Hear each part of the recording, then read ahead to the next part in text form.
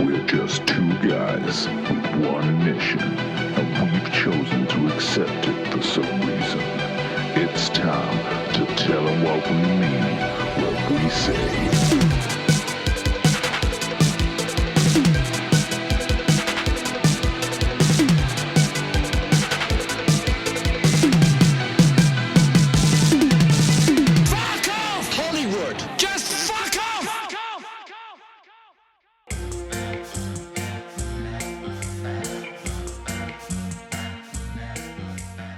Wow. Well, Jesus. Oh, God. What to say? Hey, so we just watched the 1977 film Fight for Your Life. Yeah. Which was really quite something. Yeah. It's... I'm not sure enjoyable is the word. Yeah. It was really good, but it's, with caveats. Yes, massive caveats. It's really mean-spirited. I got a theory. 50% of the characters are despicable, but really well done as despicable. Would you say that 50%? No, I think that's... Well, okay, maybe not 50%. The three villains. The three villains, yes. Are, like... The bad guys as opposed to the good guys.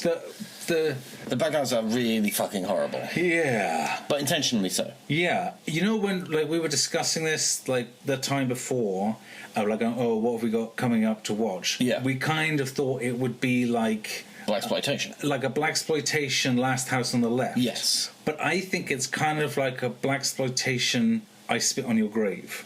Now, hear me out on this. Okay. Now, I Spit on Your Grave, which we've got to look forward to, as I remember, is basically a huge chunk of the movie is just really, really harrowing and brutal. Yes. So the ending... feels like way more of a amazing redemption. Yeah, and it kind of I felt that this ending for this movie was entirely satisfying. Yes. Oh, incredibly, yes. Only because we sat through some of the most vile, reprehensible shit in the first half of the movie. Yeah, it needs to be as nasty as it is for the payoff to pay off. It doesn't need to be. No. I'm just saying, but that's what happened. But with films like this, the nastier it is beforehand, even again with Last House on the Left, the nastier it is in the start, the bigger the payoff at the end. Yeah. And boy, does this work so in those respects. It's basically a blaxploitation home invasion film. These three criminals... I don't think it's even blaxploitation. I don't think you can class this as blaxploitation. It is blaxploitation. It's most definitely a blaxploitation. Really? Yes. Because I think it's not like a Shaft or a Foxy Brown or something like that. It's definitely of that era. No, it's considered when I was looking at all the information, it's considered a blaxploitation film. Okay. So it is a home invasion movie where these three criminals escape from an ethnically diverse group of criminals led by the toy maker from Blade Runner. Escape the police and go on the run, and through circumstances they end up holing up with African-American family. Yeah. And due to the toy maker, I can't remember his name, William Sanderson? William Sanderson's characters, his name is Kane. Let's call him Kane. I think it's really important to separate the actor from the character. Yes, very much so. So, William Sanderson plays this guy called Kane. Kane is one of the most racist characters I've ever seen in a movie in my entire life. Yeah.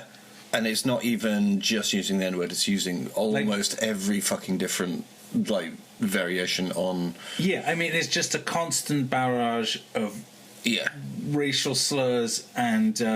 if you can think of it, it's probably used in this film. I'm not going to use any here. It was insane. Brutally racist. Yeah, it was brutal. There's no other way to put it. You hit the nail on the head. Thank you. It's... I don't even know how this... I don't even know how you go about writing this. No. I'm kind of interested to see the ethnicity it's around. I think we can do that. So it was written by a white guy. Yeah, Jesus. His name was Weissman. I don't know whether... That somehow makes this... He's Jewish or not. Way worse. Does it make it worse? I kind of feel like... Well, I mean, it's... Look, it's... Ever using... I mean, it's anyway, but it's really, but it's really. I mean, it's very clear that the writer and director was on the African American family side. It was just, this is like let's see how much we can ramp up how fucking evil this white guy is. But they really just went to town on like really went to town on that. And it's kind of like I mean, that one scene where it's just fucking different insult after different insult. What, you mean after different the insult. entire movie? Yeah, but there was one where it just fucking like just after they got to the house. And they're just taking control of the house. That just went, and it's just like we were sat there like jaws agape, just like what the fuck. I mean, man? we like clearly, this would be a movie that Quentin Tarantino has seen and probably enjoyed quite a lot. I feel like outside of Quentin Tarantino movies, maybe Spike Lee. Yeah, Spike Lee, or like what were the black gangster movies? New Jack City, Menace to Society, Boys in the Hood, that kind of thing. Yeah, like outside of those movies, you like don't hear it done this freely, and like, and obviously it always sounds worse coming from a white dude. Yeah, but they're like in all those movies, they'll have like a racist cop.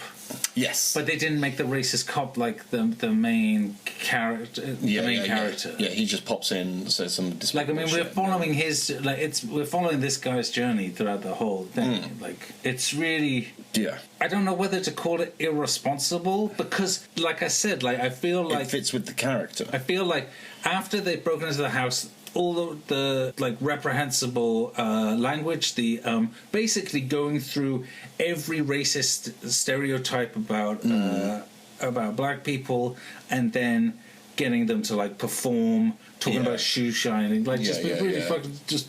Like, it's like really getting them to dance, getting them to sing. It's every racist stereotype just enacted one after another. Enacted as torture. Yeah. When the tables turn and they start getting their revenge, I was like, yeah, brilliant, about time, do it. Yeah, go on, shoot him in the dick. And even that's alluded to because the by the book, by the rules copper. Oh yeah, that's listening in on a listening device from outside. Hears that the tables have turned and kind of goes like, no, I can't hear anything.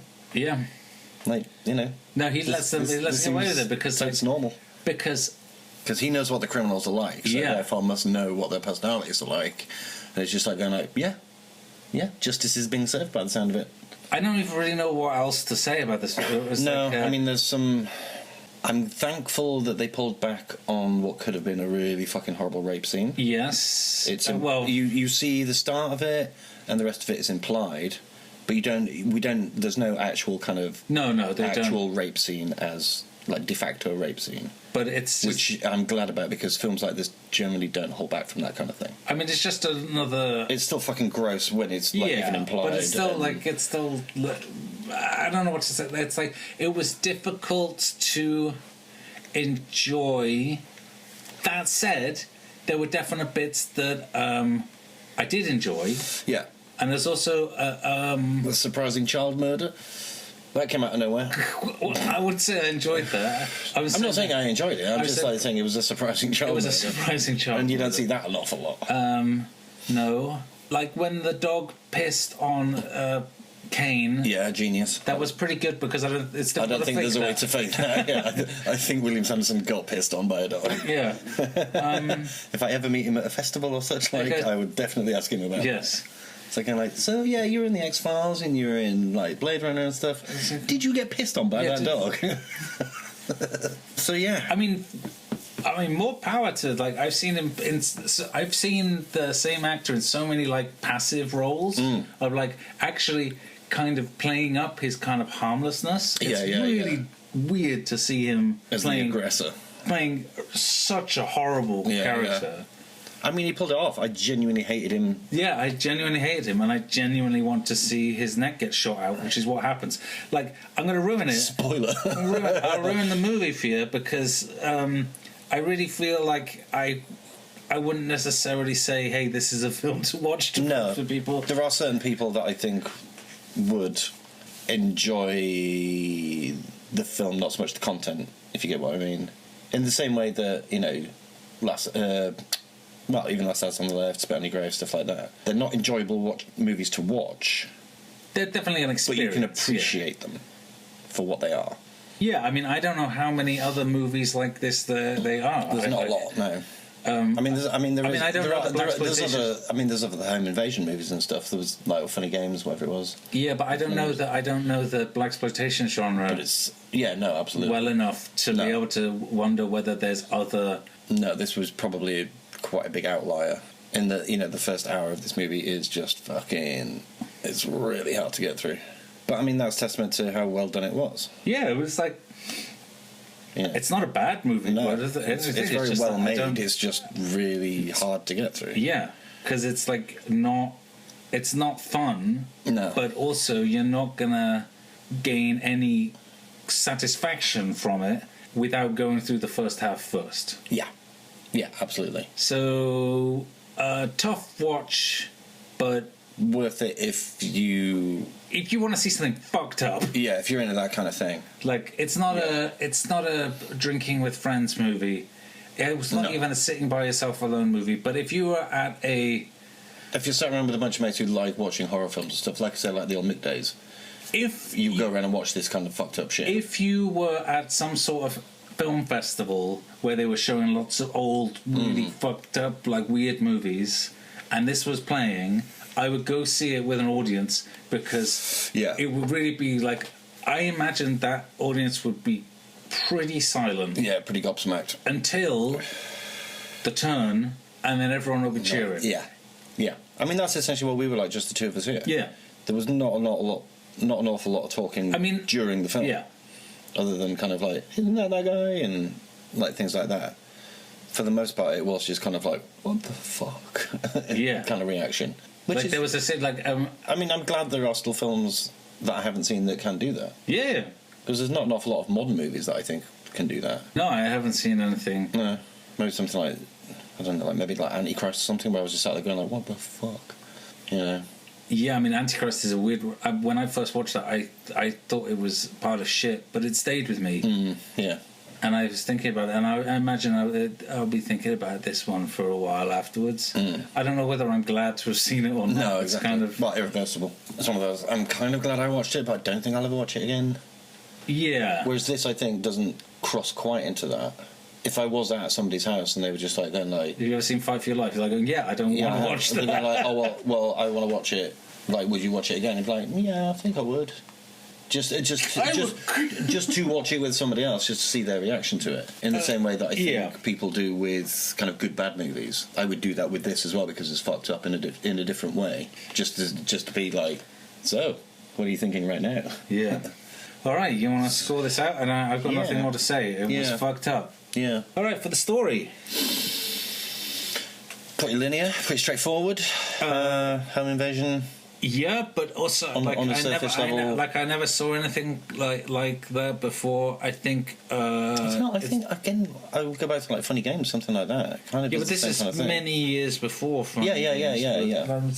But I don't know how many home invasion movies there were before this. Yeah, probably not too many. Like, what year was it? 77. 77. So yeah.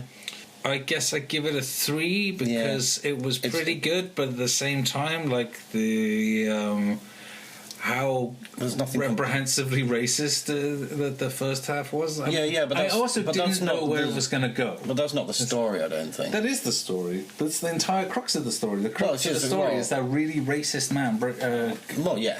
Home invades a black family. Yeah, and it was tough for me to enjoy the story on the basis of why am I watching this? For this podcast. Because this podcast was your idea, you dig.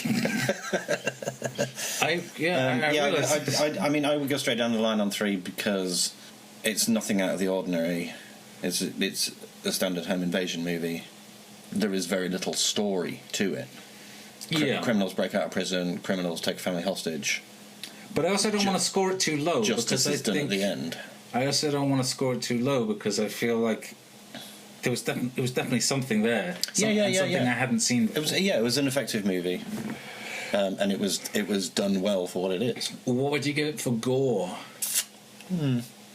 Because it was violent, but I wouldn't say it was particularly gory. No, I might. But, I mean, the kid head smashing was pretty good. It looked decent. Yeah, it looked okay. The gunshot through the neck looked fucking great. The gunshot through the neck looks pretty good, and the guy escaping who got stabbed by the broken glass. Yeah, that was pretty good. So maybe I'll give it a 2. Yeah, I would say 2. Yeah. Yeah. What would you give it for the overall creativity? No, I actually think it's pretty high. Yeah, me too. Because there are some things in there that you don't see an awful lot. Like I say, the kid getting his head smashed in with a rock, the woman going over the waterfall. Well, I mean, in terms of like in terms of like the general way the movie worked, I feel like you had some good characters. Mm-hmm.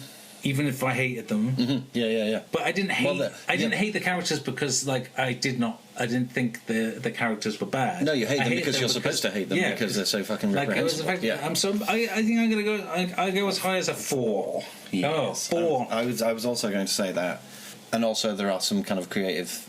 There's some creativity in the kills as well, like you say, like the guy going through the window and having the fucking massive bit of glass sticking out of him, having the dog be a small dog. And then when they eventually let him out at the end, because I'd forgotten that the dog was small, so I thought when they let the dog out at the end, the dog was going to eat everyone. It was going to be like dog attack, like Cujo. Dog attacks Kane's nuts or something like that. But to have it a small dog just run over and piss on his face, it's just like fuck yeah, that's fucking brilliant. Logical sense. I guess it made perfect sense. Yeah. I mean, there's nothing where you sat there going, what? Why? Well, I will. He's not going to get away with murdering that guy with all the police outside. You have to assume not. But the film stops before that even becomes an issue. Yeah, but like the cop is not going to give him a gun. No, but the logical sense of you've just raped my daughter, you've just taken my family hostage, you've just raped my daughter. No. This is all fine. I can understand that the cop will basically at that point. When he's listening in, he's letting rough justice happen. Yeah. But when he handed him the gun, when Mr. I'm just Turner, going to deduct it. I'm going to give it a 4. I'm just going to deduct to 1 point. Okay, yeah, the cop wouldn't give him the gun. No. Yeah. So we're giving it a 4. Yeah. Music 5 out of 5. Yeah, 5 out of 5 Music was excellent. Fucking amazing. I've literally written it down so that I can proper good. Try and find the soundtrack. The music was proper good. Fucking great. Oh, great opening theme. Yeah. Great slow soulful version that goes into the disco version of the theme. Like good baby making music. Great sexy song in the middle. Like really nice tense stuff. It was great. Yeah. I don't know who his name was Slevin, right? Something like that. Yeah. Fucking fantastic. Yeah. Brilliant guy. Find the soundtrack. Great music. Yeah, 5 out of 5. Yeah. Okay, so it's a 36 out of 50. Okay. So we liked this more than Cannibal Man. Okay. Which is weird. Yeah. Because I would definitely watch Cannibal Man again over this. Yeah. But I guess that comes down to the thing. Would you recommend this movie, Steve? Yes, I would, but only to certain people. I'm not sure I would. I think a lot of people would not get any enjoyment out of it. Oh, I think there's millions of people that would not get any enjoyment out of it. Yeah. It is hard to sit and listen to the fucking epithets being said. Oh, yeah. But again, the payoff is then magnified because of that. Yeah. So that's a yes from you. It's a 50-50. There are definitely most people I would not recommend this to, but there are some people that I would absolutely be like, yes, definitely fucking watch that. It was a good film. I really enjoyed it. For all its fucking nastiness and its hard to get throughness. Yeah. It's weird to say, but I enjoyed it. Yeah. Enjoy's a weird word to use, but at the end of the film I enjoyed it. Because of what it is and because of how it ends up. It does cross that line to becoming an enjoyable film. It's not an enjoyable watch, but it's an enjoyable film. Okay, I see your point. You see what I mean? I'm still not going to recommend it. No, fair enough. Go fuck yourself. All right, then. That's everything. All right. Fight for your life. Bye. That was something that we watched. Download the soundtrack. Bye. Bye.